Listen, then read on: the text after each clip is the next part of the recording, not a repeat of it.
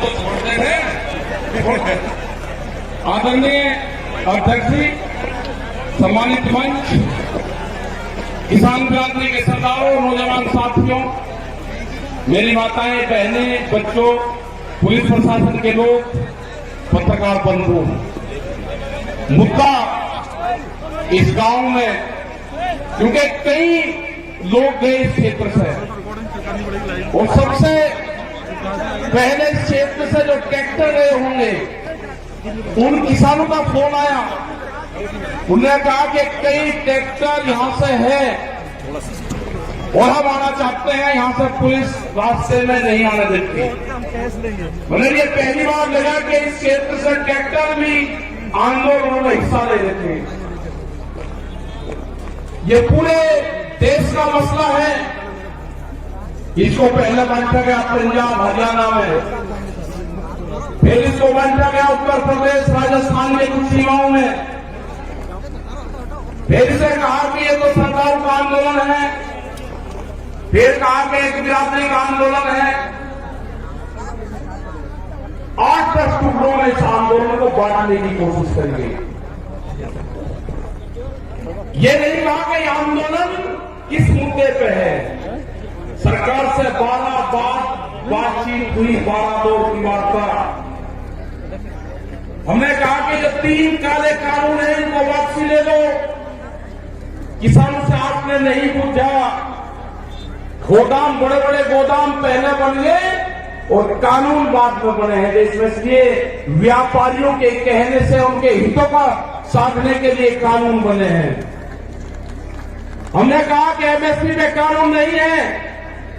आज भी राजस्थान के बहुत लोग, जब हम भरतपुर से आ रहे थे, ट्रैक्टर ट्रॉलियों में अपने परिवार के साथ माफी के क्षेत्र के लोग जा रहे थे, जाते हुए हमने उनको रोका। उन्होंने कहा कि बाजरा है हमारे पास में, गेहूं है, हम इसको मंडी में बेचने जा रहे हैं। इनसे पूछा कि बाजरे का एमएसपी का रेट क्या है जो भारत सरकार ने तय करा। उन्होंने कहा कि हमको नहीं पता क्या रेट है। मतलब आज भी देश में ये हालात है कि किसान को सरकारी रेट का नहीं पता। मंडियों में उसकी बोली लगती है। जो किसान अपने घर से अनाज लेकर चला गया, व्यापारी उसकी बोली लगाएगा, उसको उसकी कीमत का नहीं पता कि क्या मिलेगा। बाजरे का 2100 रुपए का भाव है। हमने कहा कि आपको कहना कि जो सरकारी रेट है उसके कम पे मैं खरीद नहीं करूंगा, आप वहीं पे बैठ जाना।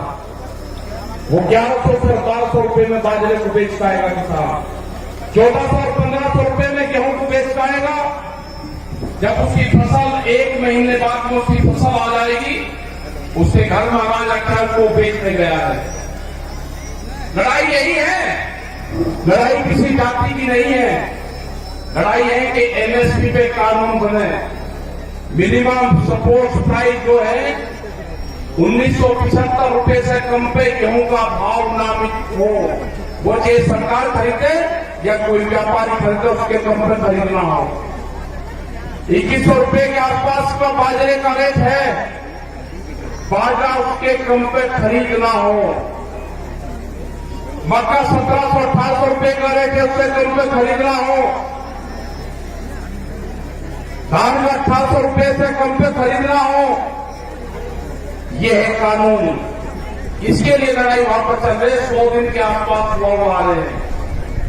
सरकार तैयार नहीं है। सरकार ने कहा कि किसान की जब फसल की कटाई होगी, किसान अपने खेत में आ जाएगा, आंदोलन अपने आप खत्म हो जाएगा।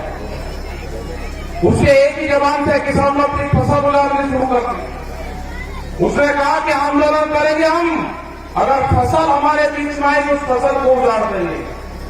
आपने हरियाणा, पंजाब, उत्तर प्रदेश, राजस्थान की जगह में बहुत किसानों उजाड़ी फसल।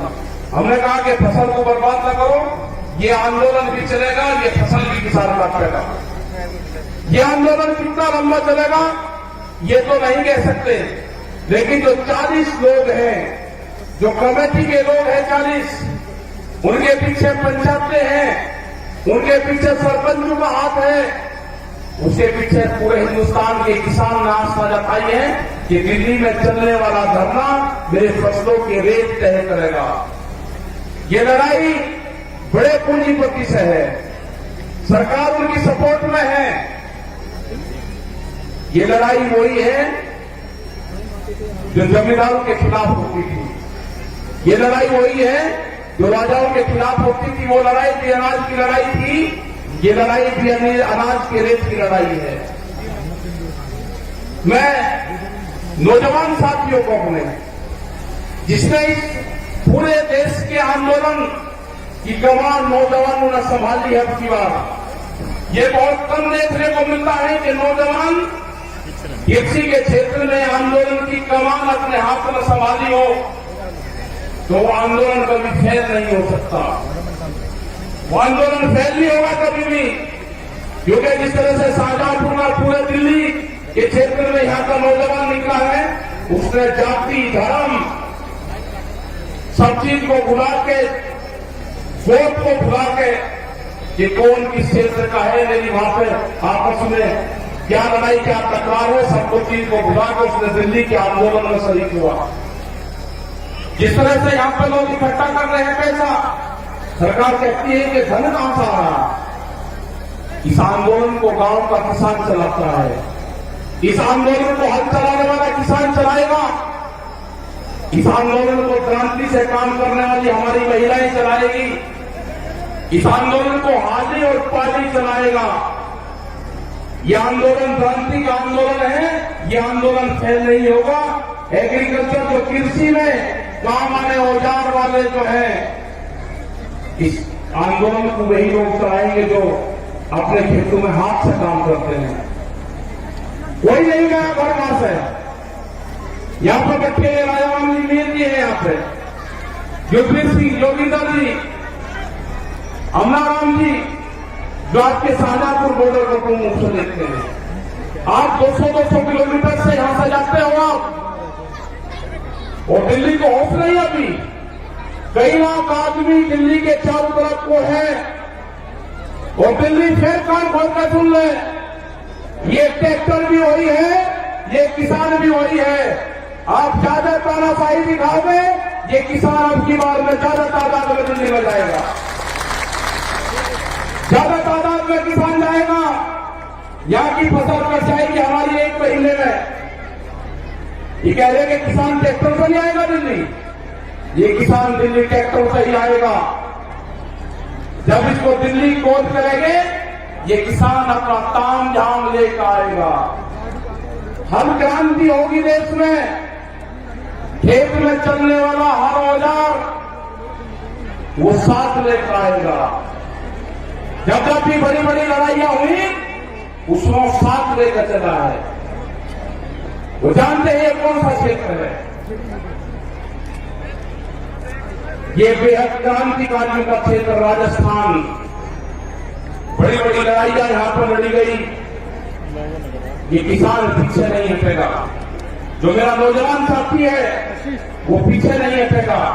अपने खेत की मिट्टी को जब दिवाली होली अब आएगी, दुल्हनी आएगी, रंग नहीं लगाना आपकी बार, अपने गांव की खेत की मिट्टी अपने शरीर पे लगा देना, उससे अपने शरीर को टच करवा लेना अपने खेत की मिट्टी से। जब आप दिल्ली लड़ने जाओगे अब की बार, अपने खेत की मिट्टी अपने साथ लेके जाना। हो सकता है कि वहां से आपका गांव आपके याद आए। जब मिट्टी आपके साथ में रहेगी तो गांव याद नहीं आएगा आपके। अपने खेत की मिट्टी अपने पूजा स्थान में रखो। अगर ये आंदोलन में किसान फेल हुआ तो 20 साल में आपकी जमीनें नहीं बचेगी, इतना कर्जा किसानों के ऊपर आ जाएगा। सब लुटेरे आगे हैं, इन लुटेरों का मुकाबला होगा जेली और सांगों से, जो खेत में भूख हटाने के काम आते हैं। ये लुटेरे हैं, देश को लूटने आए हैं, इनका मुकाबला होगा, इनसे लड़ना पड़ेगा। पूरा दिल्ली को चारों तरफ से किसानों ने घेर रखा है। लड़ाई कितनी लंबी चलेगी ये तो नहीं कह सकते, लेकिन लड़ाई चलेगी, किसान जीतेगा। किसान हार कर दिल्ली से नहीं आएगा वापसी। सरकार कान खोल कर सुनना, दिल्ली की सरकार न किसान कायम आएगा, न किसान वापसी आएगा। जब तक एमएसपी में कानून नहीं बनेगा, 3 भी वापसी नहीं होंगे, और भी बहुत से भी लेकर आ रहे हैं। जब तक किसान वापसी नहीं होगा, जो मेरे बुजुर्ग हैं, उनका जिस तरह से साथ मिल रहा है आंदोलन में, उन्हें जिस तरह से नौजवान साथियों कहा कि आप चलो आंदोलनों में, हमारा अध्यक्ष यहां पर बैठते हैं, 90 साल से ज्यादा उम्र इनकी है, कह रहे कि आंदोलन लड़ाई लड़ो, आंदोलन करो, दिल्ली चलो। तो यही सारे नौजवानों का, सारे युवाओं का, सारी महिलाओं का यही कहना है कि दिल्ली से वापसी नहीं आना। ये लड़ाई किसी जाति बिरादरी की नहीं है, ये लड़ाई किसान के अस्तित्व की है। इस लड़ाई को हमको लड़ना पड़ेगा, बहुत मजबूती के साथ लड़ना पड़ेगा। जाति, धर्म, गो, खास ये सब छोड़ कर ये लड़ाई किसान और मजदूर की लड़ाई है। गरीब का अनाज तिजोरी में बंद ना हो, देश में भूख पे व्यापार ना हो, बड़े बड़े गोदाम बनेंगे, बड़े बड़े ताले लगेंगे, गरीब आदमी को रोटी नसीब नहीं होगी, कीमतें अनाज की उतनी बढ़ेगी। ये लड़ाई है रोटी तिजोरी में बंद ना हो, ये लड़ाई है व्यापारी के चुंगल में अनाज न जाए, ये लड़ाई है किसान को फसलों के दाम मिले। ये लड़ाई जारी रहेगी, आंदोलन हमारे जारी रहेंगे और हम पूरे देश भर में जाएंगे।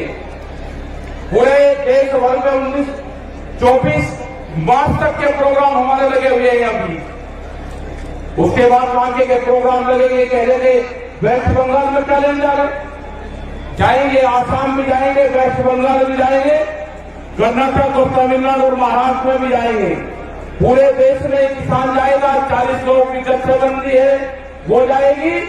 और जब तक भारत सरकार कानूनों को वापसी नहीं लेगी, जब तक एमएसपी पे मिनिमम सपोर्ट प्राइस पे कानून नहीं बनेगा, ये किसान दिल्ली को नहीं छोड़ेंगे। आपने इतनी बड़ी संख्या में यहाँ पे आए, आपका बहुत बहुत धन्यवाद।